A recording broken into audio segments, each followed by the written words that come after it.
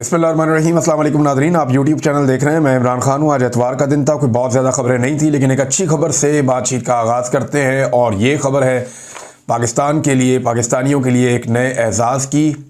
पाकिस्तान के कोहे पैमा है सरबाज खान, उन्होंने एक नई तारीख रकम की है। उन्होंने दुनिया की 8000 मीटर से बुलंद तमाम चोटियाँ बग़ैर मसनूई ऑक्सीजन के सर कर ली हैं। ये बहुत बड़ा कारनामा है। मैं अच्छी तरह जानता हूँ कि ऑक्सीजन के बगैर आप बुलंदी पे नहीं जा सकते। ये नहीं, बाद औक़ात मैं ट्रैवल करता रहा शिकार के लिए या हाइकिंग के लिए। हाइट्स के ऊपर जब हम जाते हैं तो सर दर्द शुरू हो जाता है। आपको वहाँ थिन ऑक्सीजन होती है, तो आप ऑक्सीजन के बगैर गुजारा नहीं कर सकते। लेकिन मसनूई ऑक्सीजन के बगैर सरबाज अली ने यह कारनामा सर अंजाम दिया, और ये पाकिस्तान के पहले कोहे पैमा हैं जिन्होंने ये काम किया। और ये ज़बरदस्त कारनामा है। पाकिस्तानियों को मुबारकबाद, सरबाज अली को मुबारकबाद। अल्लाह ताला आपको और कामयाबी आता फरमाए। आप पाकिस्तान के लिए और एजाज़ भी जीत कर लाएँ और कामयाब रहें। नाज़रीन, इमरान खान साहब बाहर आ रहे हैं, नहीं आ रहे, रोज़ाना हम इसी के ऊपर बात करते हैं। ज़ुल्मे खलीलज़ाद ने भी इसके ऊपर बात की है, डोनाल्ड ट्रंप के साथी हैं। इन्होंने इसके ऊपर 2 ट्वीट्स किए हैं। एक ट्वीट में उन्होंने वो बात की जो खबर उन तक पहुंची है। दूसरे ट्वीट में उन्होंने अपना एनालिसिस किया और बताया कि ये भी चीज़ें पता चल रही हैं, और अगर ये हो जाता है तो नतीजा क्या निकलेगा। लेकिन सबसे पहले आप ज़ुल्मे खलीलज़ाद को देखें। वो ये कहते हैं कि there are reports that Imran Khan will be released soon, कि रिपोर्टें आ रही है कि इमरान खान को जल्दी छोड़ दिया जाएगा। मैं उम्मीद करता हूं कि ये रिपोर्टें सच्ची हूं। पाकिस्तान को जो है इससे फ़ायदा पहुंचेगा इमरान खान साहब को रिहा करने से, पाकिस्तान के अंदर भी और पाकिस्तान से बाहर भी। और ये बड़ा हसास वक्त है, पाकिस्तान को इससे फ़ायदा होगा, और ये बेहतरीन चीज़ है जो पाकिस्तान को करनी चाहिए। ये है जी एक ट्वीट। दूसरे में उन्होंने कुछ खदशात का इजहार किया, जिसके बारे में मैं भी बात कर रहा था। और मेरी इत्तला के मुताबिक ऐसा कुछ नहीं होना जा रहा। पाकिस्तान की मिलिट्री एस्टेब्लिशमेंट किसी सूरत भी इमरान खान को अभी रिहा नहीं करेगी, मुझे ऐसा लगता है। ये नहीं, अगर कोई उनके दिमाग में कोई अक्ल आ जाए या उन्हें लगे कि यार ठीक है बस बहुत हो गई है, तो फिर तो छोड़ देंगे। लेकिन बज़ाहिर जो दिखाई दे रहा है उसमें कुछ ऐसा लगता नहीं है। और ये मैं आपको अपनी असेसमेंट बता रहा हूँ, कोई खबर नहीं दे रहा। मुझे ये लगता है कि मिलिट्री एस्टेब्लिशमेंट इमरान खान को इतने आराम से नहीं छोड़ेगी। वजह यह है कि वो इमरान खान को या इमरान खान की सोच को या उसकी पॉपुलैरिटी को अपने लिए ख़तरा समझते हैं। अब ये ज़ुल्मे खलीलज़ाद ने जो दूसरा ट्वीट किया उसमें उन्होंने ये कहा कि इमरान खान साहब की जो मुमकिना रिहाई है, इसका एक और नुक्ता नज़र भी है या एक और पहलू भी है। और वो ये है कि फ़ौज को भारत के साथ जो अभी कुछ कामयाबी मिली है उसकी वजह से वो अपने आप को मजबूत महसूस कर रही है। और इस तरह मिलिट्री एस्टेब्लिशमेंट जो है वो इस नतीजे पर पहुंची है कि जमहूरियत या पाकिस्तान तरीके इंसाफ की तरफ कोई मुस्बत काम करने की ज़रूरत ही नहीं है। यानी तरीके इंसाफ और जमहूरियत के लिए कुछ करने की ज़रूरत नहीं है। यहाँ अल्लाह ताला ने कामयाबी जो पाकिस्तान की एयरफोर्स को दी है, उससे फ़ौज ने खुद को मजबूत महसूस किया। मैं पिछले वीलॉग में ये बात भी कर रहा था कि एक रिलीफ मिला है पाकिस्तान की मिलिट्री एस्टेब्लिशमेंट को, और यहाँ वो फैसला कर सकते हैं कि उन्होंने अब अक्लमंदी वाले रास्ते पे जाना है या उसी रास्ते पे चलना है जिस पे वो 3 साल से चल रहे थे। वैसे उसी रास्ते पे चलेंगे तो उसी तरह का नतीजा होगा जैसा पहले हुआ था। और हर बार ये नहीं होगा कि पाकिस्तानी कौम जो है वो गैर मशरूत तौर पे आके साथ खड़ी हो जाएगी। देखिए, इंडिया के साथ जब भी लड़ाई होगी तो कौम आपके साथ खड़ी होगी, ये तो बात सच है। कौम को खड़ा होना पड़ेगा। लेकिन क्या बाकी मामला ख़त्म हो जाएंगे सारे? मिलिट्री एस्टेब्लिशमेंट, फ़ौज और अवाम के बीच में जो एक दूरियां हैं ये खतरनाक हद तक फिर बढ़ती चली जाएंगी। बहरहाल उन्होंने कहा जी कि कोई अगर ज़रूरत नहीं है, एस्टेब्लिशमेंट ये समझ रही है और इस तरह का कोई फैसला कर लिया गया है, तो ये दूरंदेशी नहीं है। इससे जो है वो काम ख़राब हो जाएगा और कौमी इत्तेहाद जो है उसको भी, और बाकी चीज़ों, पोलराइजेशन पाकिस्तान में बढ़ेगी, मईशत को भी नुकसान पहुँचाती रहेगी ये चीज़। तो ये 2 ट्वीट्स हैं ज़ुल्मे खलीलज़ाद की। एक में उन्होंने कहा जी कि अगर तो इमरान खान को छोड़ने का फैसला हुआ तो बिल्कुल ठीक फैसला है, पाकिस्तान को इसका फ़ायदा होगा। और अगर ये सोच लिया गया है कि जनाब ये इंडिया से एक लड़ाई जीत ली है और इसमें अब ज़रूरत नहीं है इमरान खान को या पीटीआई को छोड़ने की, कोई रिलीफ मिल गया है मिलिट्री एस्टेब्लिशमेंट को, तो ये फैसला देर पा नहीं होगा, इसका नुकसान होगा, मईशत को भी होगा, मुल्क को भी होगा। ये लुब्बे लुबाब है ज़ुल्मे खलीलज़ाद की 2 ट्वीट्स का। और देखें, इमरान खान को मैं जो कहता हूँ कि नहीं छोड़ने का मामला रखता है, तो DGISPR को जब मैंने सुना वहाँ से मुझे कुछ आइडिया हुआ। फिर मैंने जो सेल्स हैं उन्हें एक्टिवेट होते हुए देखा। यानी वो नून लीग का मीडिया सेल जो बिल्कुल खामोश था जंग के दौरान, उन्हें मैंने देखा कि एकदम से वो फतवे लेकर मार्केट में आ गए। और जो सोशल मीडिया आपका टाउट सोशल मीडिया है, जो एस्टेब्लिशमेंट के साथ जुड़ा रहता है, उसको हम देखते हैं, हमें आइडिया हो जाता है, वो भी फतवे लेकर मैदान में आ गए। फिर कुछ ऐसे चैनल जो चलाए जाते हैं, पाकिस्तान की मिलिट्री एस्टेब्लिशमेंट की ज़ेर निगरानी एजेंसियां उनको चलाती हैं, वो चैनल्स भी एक ख़ास किस्म का बयानिया लेकर चल रहे थे। ये सारी चीज़ें बता रही हैं कि ये एक धोखा दिया जा रहा है कि शायद कोई मामला तय हो रहे हैं, कोई मुज़ाकरात हो रहे हैं, कोई इमरान खान की रिहाई होने वाली है। मुमकिन है इमरान खान साहब की रिहाई हो जाए, ये मुमकिन भी है, लेकिन साथ साथ ये एक धोखा भी है। देखिए, मैं जब कहता हूँ ना मुमकिन भी है, तो कोई एक इवेंट चीज़ों को बदल सकता है। इदारे के अंदर भी अलग अलग तरह की सोच है ना। एक वो लोग हैं जो बेनिफिशरी हैं मौजूदा रजीम के। इस इदारे के अंदर कुछ लोग ऐसे हैं जो टॉप की आदत है, जो मौजूदा रजीम की बेनिफिशरी है। उन्हें लगता है जब तक ये सेटअप चलता रहेगा, हमारा काम धंधा चलता रहेगा, कोई मसला ही नहीं है। कुछ ऐसे हैं जो कहते हैं बस बहुत हो गई यार, बस कर दो। एक पॉलिटिकल पार्टी को या पाकिस्तान की आवाम को और कितना कुचलना है, मुल्क के सबसे मकबूल लीडर के साथ और कितनी ज्यादती करनी है। तो ये दो तरह की सोच है। अब इसके बीच में मुकाबला है। जब एस्टेब्लिशमेंट के अंदर ये सोच गालिब आ जाएगी कि हमने भाई वापस जाना है, वापस बैरक्स में जाना है, हमने बॉर्डर पे जाना है, बैरक में जाना है, हमने ये काम नहीं करना जो गंदा काम है, जो हमारा है ही नहीं, तो उस वक्त इमरान खान साहब भी बाहर आएंगे, चीज़ें ठीक हो जाएंगी। लेकिन अगर दूसरी तरफ की सोच गालिब रहती है कि हमें अपना मफाद चाहिए और इमरान खान को और पीटीआई को ऐसे ही हमने दबाते रहना है और मौजूदा रजीम हमें फ़ायदा दे रहा है तो इस फ़ायदे के साथ चलना है, तो फिर ये स्टेटस को जारी रहेगा। तो ये बिल्कुल सिंपल चीज़ है। शाह मोहम्मद कुरैशी साहब जो है वो अस्पताल पहुंच गए, कार्डियोलॉजी अस्पताल उन्हें मिलने के लिए परवेज़ इलाही साहब भी गए। शाह साहब की हालत बहुत ख़राब हो गई, वो बीमार हो गए। 2 साल से वो फस्तायत भुगत रहे हैं और सिर्फ कसूर एक ही है, यानी ये शख्स कराची में मौजूद था अपनी अहलिया के इलाज के लिए। साबिक वज़ीर ख़ारजा है, पाकिस्तान के एक मोतबर सियासतदान है, लेकिन जो सलूक इनके साथ किया गया उसकी वजह क्या है? वजह सिर्फ इतनी है कि मिलिट्री एस्टेब्लिशमेंट की बात नहीं मानी, इमरान खान के खिलाफ जो है वो एक बयान नहीं दिया, इमरान खान के खिलाफ जो है वो मिलिट्री एस्टेब्लिशमेंट के कहने के ऊपर दूसरे ग्रुप के अंदर शामिल नहीं हुए। और जो लोग दूसरे ग्रुप में शामिल हुए उनकी हालत तो देखें आप। जहांगीर तरीन किधर है, अलीम खान किधर है, परवेज खटक किधर है, महमूद खान किधर है, जो बाकी लोग शामिल हुए, कराची से कुछ लोग हैं, कुछ पंजाब से हैं, कोई इधर उधर से, उन सारों की सियासत ही तबाह हो गई। आज वो सारे कोशिश कर रहे हैं कि वो वापस आ जाए और पछता रहे हैं कि शाह मोहम्मद कुरैशी साहब ने हौसला कर दिया, खड़े हो गए, हम भी खड़े हो जाते। अब परवेज़ इलाही साहब गए, उनको मिलने के लिए उनकी इयादत भी की है, तो PIC में उन्हें दाखिल किया गया है। और मेरी इत्तला के मुताबिक शाह मोहम्मद कुरैशी साहब को और यास्मीन राशिद साहब को जल्दी छूट जाना चाहिए, क्योंकि मेरे पास कुछ इन्फॉर्मेशन है और बड़ा दबाव है पाकिस्तान की एस्टेब्लिशमेंट पर भी कि इन्हें छोड़ दिया जाए। लेकिन मियां नवाज शरीफ साहब को प्रॉब्लम यह है कि अगर यास्मीन राशिद साहब बाहर आ जाती हैं तो उनकी सीट खतरे में पड़ेगी। खतरे में नहीं भी पड़ेगी तो वो गंदे होंगे, उनकी सियासत गंदी होगी, ये उनको प्रॉब्लम है। बहरहाल शाह मोहम्मद कुरैशी साहब जो हैं वो अस्पताल में बीमार पड़े हुए हैं, बाकी लोग भी बीमार हैं, यानी एजाज चौधरी साहब की हालत आपके सामने, बुजुर्ग आदमी है। मियां महमूद रशीद साहब को मैं खुद जेल में मिला हूँ, उनकी हालत बहुत ख़राब थी, उन दिनों भी उनका इलाज चल रहा था।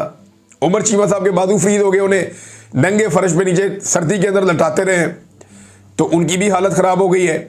यास्मीन राशिद साहबा जो है वो कैंसर की सर्वाइवर है, उनके साथ जो किया गया इस उम्र में, इस ब्रूटैलिटी का तो कोई और एग्जाम्पल है नहीं जो उनके साथ किया गया। तो हर तरह का जुल्म और ज्यादती हम देख रहे हैं और इमरान खान साहब के केसेस भी नहीं लग रहे हैं। एक तरफ तो ये है ना कि कुछ लोग दावा करें इमरान खान बाहर आने वाले, भी बाहर आना है तो पहले केसेस लगाओगे तो बाहर आएंगे ना। ये तो नहीं हो सकता कि एग्जीक्यूटिव ऑर्डर के साथ इमरान खान साहब रिहा होकर बाहर आ जाए। ये तो नहीं हो सकता कि आप एक एग्जीक्यूटिव ऑर्डर जारी करें जी इमरान खान रिहा, वो बाहर आ जाए। होना तो ऐसे ही है ना। देखिए, पीछे से ऑर्डर तो एस्टेब्लिशमेंट का ही आना है कि यार अदालतों को बोलो कि अब इंसाफ कर दें, एस्टेब्लिशमेंट का ही ऑर्डर आना है कि कानून के मुताबिक कर दें, तो वहीं पे इमरान खान की जमानतें हो जाएंगी। लेकिन जमानतें तो तब होंगी ना जब केसेस लगेंगे। ये खालिद यूसुफ चौधरी साहब ने अभी क्लेम किया है दोबारा कि जो इमरान खान साहब के केसेस हैं वो बदस्तूर नहीं लग रहे। अगले हफ्ते के लिए भी अभी तक किसी कॉज लिस्ट के अंदर इमरान खान साहब का नाम नहीं आया। तो जो अपीलें इमरान खान साहब ने की हुई हैं अपने केसेस के खिलाफ, वो अपीलें ही नहीं लग रही हाई कोर्ट के अंदर। अपील लगेगी तो इमरान खान साहब बाहर आएंगे। तो ये भी कहानी है। अभी तक जब मैं आपसे बात कर रहा हूं, जितना मैंने सुना या जितनी चीज़ें मैंने पढ़ी हैं उसके मुताबिक तो फिलहाल ये कहानी है। नाज़रीन, शाहिद अफरीदी साहब पे पाकिस्तान में बहुत तनकीद हो रही है। उन्होंने आर्मी चीफ साहब को चूम लिया। तो भाई जब आर्मी चीफ साहब को कोई एतराज़ नहीं है चूमने पे, तो बाकी लोगों को क्या एतराज़ है कि वो शाहिद अफरीदी साहब पे तनकीद करें कि क्यों चूमा है उन्होंने। भाई वो अपनी इंडिविजुअल कैपेसिटी में कुछ भी करें, उन्हें ये करने का हक है। हाँ, उस जगह पे मैंने एतराज़ किया था जहाँ पे वो पीठ में छुरा घोंपते हैं कि पहले कहते हैं इमरान भाई, और फिर सारी तनकीद भी इमरान खान पे कर देते हैं, इमरान खान की वाइफ पे कर देते हैं और शहबाज शरीफ को हीरो बना देते हैं। तो वहाँ मैंने तनकीद की थी, वो जायज़ थी। कोई किसी को चूमे, कोई कुछ करे, उसके ऊपर किसी किस्म का कोई एतराज़ नहीं होना चाहिए। ये उन दोनों लोगों का इनफरादी मामला कि वो आपस में कैसे मिलते हैं, कैसे एक दूसरे के साथ ताल्लुक़ रखते हैं। और वैसे भी पाकिस्तानी फ़ौज जो है उसने अभी एक लड़ाई जीती है, तो फरते जज्बात के अंदर अगर उन्होंने ये चूमा है तो इससे कोई फ़र्क पड़ना नहीं चाहिए। लेकिन पाकिस्तानी जो है वो तो मौके की तलाश में रहते हैं, और पाकिस्तान तहरीक इंसाफ के लोग वो तो शाहिद अफरीदी को ये समझते हैं कि क्योंकि ये इमरान खान का दुश्मन बना हुआ है, इसने हर वो मजाक उड़ाया इमरान खान का जो नहीं उड़ना चाहिए था। इमरान खान के पैर पे प्लस्तर बंधा हुआ था टांगों पे, उसका भी इसने मजाक उड़ाया जहाज़ के अंदर बैठ के, गाड़ी के अंदर बैठ के। तो शाहिद अफरीदी ने बार बार इमरान खान का मजाक उड़ाया और शहबाज शरीफ से अभी शील्ड भी वसूल की है हाल ही में। तो यानी मुझे समझ भी नहीं आई वो शील्ड, दो लोगों का मुझे समझ नहीं आया। एक शहबाज शरीफ ने शाहिद अफरीदी को जो शील्ड दी वो क्यों दी, दूसरा गवर्नर खैबर पख्तूनख्वा ने हकीम लोहापाड़ को जो वो दिया, मेडल बनाया, वो क्यों बनाया। ये दो चीज़ें मुझे अभी तक समझ नहीं आई। किसी दोस्त के पास इन्फॉर्मेशन है तो बता दे। बहरहाल ख्वाजा आसिफ ने जो एक स्टेटमेंट दिया, ये तो चले थोड़ा सा लाइटर नोट में बात हो गई। ख्वाजा आसिफ ने जो स्टेटमेंट दिया ये बड़ा संजीदा है। ख्वाजा आसिफ ने कहा कि जिन तालिबान के लिए दुनिया भर के इल्ज़ामात हमने बर्दाश्त किए, जिनको सपोर्ट किया, आज वही इसराइल और हिंदुस्तान के साथ खड़े हैं। ये ख्वाजा आसिफ का स्टेटमेंट है। ये बड़ा संजीदा स्टेटमेंट है, लेकिन इसको आप तारीखी बैकग्राउंड के बगैर फिक्स नहीं कर सकते। लेकिन तालिबान का जब आपने साथ दिया तो आपने ये काम शुरू किया रूस के खिलाफ अमेरिका के कहने पर। उसके बदले में आपको डॉलर मिले, आपको रियाल मिले, आपको दिरहम और दिनार मिले, क्योंकि अरब ममालिक जो हैं वहाँ पे भी एक माहौल बन रहा था, लोग बगावत की तरफ जा रहे थे। तो जितने ऐसे लोग थे जो फाइटर्स थे, अरब ममालिक ने उन सब का रुख कर दिया अफगानिस्तान की तरफ के जाओ और जाकर रशिया से लड़ो। तो अरब ममालिक से बहुत सारे फाइटर्स पाकिस्तान पहुंचे, इनके पास बेशुमार दौलत थी। ये लोग भी आ गए, अमरीकी डॉलर्स भी आ गए, बहुत सारा पैसा वहां से भी आ गया। तो पाकिस्तान की मिलिट्री एस्टेब्लिशमेंट की मौजें लग गई ज़िया दौर में, और बहुत सारे लोगों ने बेशुमार पैसा बनाया। आज भी उनके खानदार जो है पैसे के अंदर खेलते हैं, इतना पैसा बनाया। तो ये जो अमरीकी डॉलर और अरब रियाल हमें मिले थे और दिरहम हमें मिले थे, तब हमने ये तालिबान बनाए थे ना। तो हमने उसके बदले में पैसा कमाया, हम इनको लड़ाते रहे और पैसा कमाते रहे। दूसरा फेज, जब यही तालिबान अमेरिका के दुश्मन बन गए और 9/11 के बाद अमेरिका ने कहा जी अब इनको मारना है, तो फिर हमने अपने मफादात के लिए, कभी IMF का कर्जा लेने के लिए, कभी अमेरिका को खुश करने के लिए, कभी अमेरिका के अताब से बचने के लिए, नेटो का एक इत्तहादी बनने के लिए, यानी हम नेटो का डायरेक्ट हिस्सा तो नहीं है, नॉन नेटो इत्तहादी हैं। तो ये सारी फैसिलिटीज लेने के लिए, दुनिया के अंदर चलने के लिए परवेज मुशर्रफ ने फैसला किया ठीक है चलो इनके साथ, इनके खिलाफ। अब तो फिर हमने उन्हीं तालिबान को दुश्मन बना दिया, उनको मारना शुरू कर दिया। जब पहली मरतबा हमने गन डाला तब पाकिस्तान में कलाशनकोव कल्चर आया। जब दूसरी मरतबा हमने गन डाला, दोनों मरतबा अमेरिका के कहने पे किया, तो दूसरी मरतबा पाकिस्तान के अंदर क्या आया, दहशतगर्दी आई। और अब जनाब तीसरी मरतबा की बात कर लेते हैं। तीसरी मरतबा जब अफगानिस्तान के अंदर जंग का इख्तिताम हुआ तो पाकिस्तान को पूरा फोकस करना था अफगानिस्तान के साथ एक मखसूस ताल्लुकात, एक रिलेशन बनाने का, जिससे पाकिस्तान में अमन आता और मामला हमारे कंट्रोल में रहते। लेकिन उस वक्त पाकिस्तान में बदकिस्मती से उसी मिलिट्री एस्टेब्लिशमेंट ने रिजीम चेंज कर दिया। यानी तीनों मरतबा मिलिट्री एस्टेब्लिशमेंट का काम है। पहली मरतबा तालिबान बनाए, दूसरी मरतबा तालिबान को दुश्मन बनाया, दहशतगर्द बनाया, उनके साथ लड़े, दोनों मरतबा अमेरिका के कहने पे, और तीसरी मरतबा अमेरिका के कहने पे पाकिस्तान में हुकूमत गिरा दी उनके साथ मिलकर। अब जब हुकूमत गिर गई तो सारा फोकस हो गया पाकिस्तान के इंटरनल मामलात में, अवाम मान ही नहीं रही थी और निगलेक्ट हो गया अफगानिस्तान। इमरान खान बार बार कहते हैं कि आपको अफगानिस्तान का दौरा करना चाहिए था, बिलावल सारी दुनिया घूम कर आया, अफगानिस्तान नहीं गया। इंडिया ने मौके से फायदा उठाया और जो बुरे ताल्लुकात उनके तालिबान के साथ थे उनको ठीक करना शुरू किया। तो यहां पाकिस्तान एक लूजर के तौर पे रहा। हर दौर में लोगों ने अपनी जेब के अंदर पैसा डाला, हर दौर में जो एस्टेब्लिशमेंट के लोग थे उन्होंने जायदादें बनाई उन्होंने डॉलर्स कमाए, दिरहम और रियाल कमाए, बहुत पैसा बनाया और फायदा उठाया, लेकिन मुल्क को फायदा नहीं हो। मुल्क जो है वो एक विलन की तरह वहां पे देखा गया। तो हमारे अफगानों के साथ बेहतरीन ताल्लुकात होने चाहिए थे, जो बदकिस्मती से नहीं है। और ये इसमें किसी और का कसूर नहीं है, हमारा अपना कसूर है। नाज़रीन, अभी हम अपने कसूरों की सज़ा काटते हैं तो ये एक और ख़बर है, और ये बड़ी अफसोसनाक ख़बर है। तहरीक तालिबान पाकिस्तान ने डेरा इस्माइल खान, जो साउथ खैबर पख्तूनख्वा का इलाका है, ये वज़ीर आला अली अमीन गंडापुर का अपना ज़िला है, यहाँ से 2 सिक्योरिटी एहलकारों को अगवा किया है, जिनमें सेकंड लेफ्टिनेंट सईद अहमद हैं, जिनका एक वीडियो भी बयान सामने आया। उन्होंने कहा जी इनके मुतालबात तालिबान के माने जाएं ताकि मेरी रिहाई हो सके। और उसके बाद जो है वो एक दूसरी तरफ उनके साथ एक FC का एहलकार है इजाज हुसैन, उसे भी अगवा किया गया है और मुतालबात पूरी करने की एक वीडियो भी अब सामने आई है। तो ये बड़ा अफसोसनाक वाकया है। यही तालिबान जिनको पाला गया, जिन्हें गुड तालिबान कहा गया, बैड तालिबान कहा गया, अब वो पाकिस्तानियों के गले पड़े हुए हैं और सिक्योरिटी फोर्सेस के लोगों को पहले भी अगवा करते रहे, अब भी अगवा कर रहे हैं। पाकिस्तान के अंदर एक फस्तायत, एक जुल्म और जबर इनकी तरफ से भी हो रहा है और लगातार कभी भत्ते वसूल किए जाते हैं, कभी रास्ते बंद किए जाते हैं, कभी लूट मार की जाती है और कोई अभी तक इनको रोकने के लिए संजीदा कोशिश मौजूदा दौर में तो मुझे दिखाई नहीं देती। तो यहां पे एक मुकम्मल कोशिश होनी चाहिए, पुलिस को स्ट्रेंथन करना चाहिए, जो लोकल इंतजामिया उसको मजबूत करना चाहिए और अफगानिस्तान के साथ बात करके इनके खिलाफ जो बॉर्डर एरियाज है वहां पे मुकम्मल तौर पे क्लीन अप करना चाहिए। नाज़रीन, एक और चीज़ है, जो कीमत चुका रहे हैं ना पाकिस्तान और इंडिया के तनाज़े की, वो लगातार कीमत चुका रहे हैं कश्मीरी नौजवान।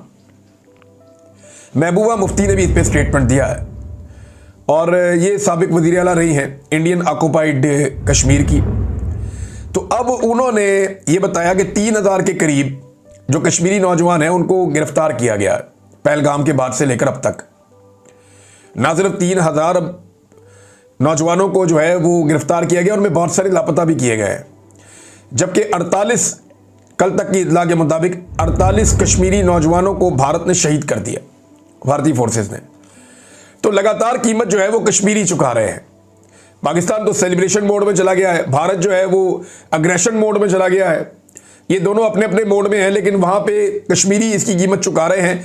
कश्मीर के बारे में कोई नहीं सोच रहा, उसके बारे में बात करनी चाहिए, सबको आवाज़ उठानी चाहिए और आलमी सतह पे इस मामले को उजागर करना चाहिए। बिलावल की ड्यूटी लगी है, उम्मीद करते हैं कि बिलावल ये काम कर सके।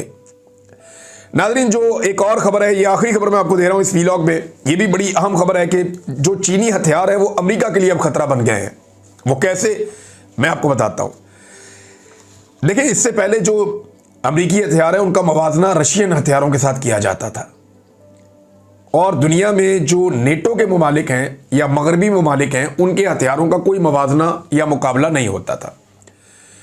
लेकिन जिस तरह खज़ां में पत्ते झड़ते हैं उस तरह गिरे हैं राफेल तैयारे, और ये गिराए हैं J-10C ने PL-15 मिसाइल के साथ।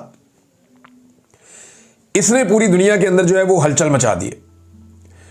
जो दिफाई इंडस्ट्री है पूरी दुनिया की वो हिलकर रह गई है कि चाइना अपनी हथियारों की दौड़ में खामोशी से इतना आगे कैसे निकल गया। लेकिन ऑटोमोबाइल में वो दुनिया में बहुत आगे निकल गया है, बहुत तेज़ी से उसकी गाड़ियाँ पूरी दुनिया में फैल रही हैं और अब वो ये सोच रहे हैं कि अगले 10-20 साल में जब हर तरफ इलेक्ट्रिक गाड़ियाँ आएंगी तो चाइना सबसे बड़ी मार्केट हो जाएगा। फिर इसी तरह चाइना जो है वो IT के अंदर या आर्टिफिशियल इंटेलिजेंस में या इंफ्रास्ट्रक्चरल डेवलपमेंट जो है उनमें, यानी दुनिया के हर शोबे के अंदर चाइना आगे जा रहा था। अब दिफाई नुक्ता नज़र से उसने दुनिया को सरप्राइज कर दिया इस लड़ाई में, और अब जो चाइना का मवाजना है वो अमेरिकी हथियारों के साथ किया जा रहा है कि किसी और के हथियार चाइना के हथियारों का मुकाबला नहीं कर रहे हैं। अमेरिकी हथियारों के साथ जब आप मवाजना करते हैं चाइना के हथियारों का, तो F-16 अमेरिका का एक ऐसा तैयारा है जो सारी दुनिया खरीदती है, तो F-16 से बेहतर करार दिया जा रहा है J-10C को। जबकि जो अमेरिका का दुनिया का नंबर 1 तैयारा है, जो महंगा तरीन तैयारा अमेरिका बेचता है, वो है F-35। ये इस वक्त अमेरिकन फौज के ज़रिए इस्तेमाल है और वो ये कहते हैं कि ये नंबर 1 तैयारा है। अब F-35 के मुकाबले में J-35 एक ऐसा तैयारा चाइना लेकर आ रहा है जो 5th जनरेशन तैयारा है और जो मॉडर्न लड़ाई है एयरफोर्स की, उसके अंदर वो सारी काबिलियत रखता है, बल्कि उसके पास कुछ इजाफी खूबियां हैं जो अमेरिकन तैयारे के पास नहीं है। तो अब दिफाई नुक्ता नज़र से जो चाइना की इंडस्ट्री है वो अमेरिका की इंडस्ट्री के लिए और मगरबी ममालिक की इंडस्ट्री के लिए खतरा बन गई है। और ये बात जर्मनी ने भी कह दी है कि इस मैदान में अब आप इस तरह चाइना का मुकाबला नहीं कर सकते, अमेरिका को और दुनिया को कुछ नया करना पड़ेगा। यहां पे देखें ना, जो एक नया इत्तेहाद बन सकता है, मैं बहुत अरसे से उसके बारे में बात करता चला आया हूं कि चाइना, रशिया, पाकिस्तान और बाकी आसपास के खित्ते के तमाम ममालिक, सेंट्रल एशियन ममालिक या जो यूरोपीय ममालिक हैं फर्दर वो भी साथ शामिल हो जाएंगे, क्योंकि यूरोप का जो है वो डिस्टेंस चाइना से या एशिया से इतना ज़्यादा नहीं है।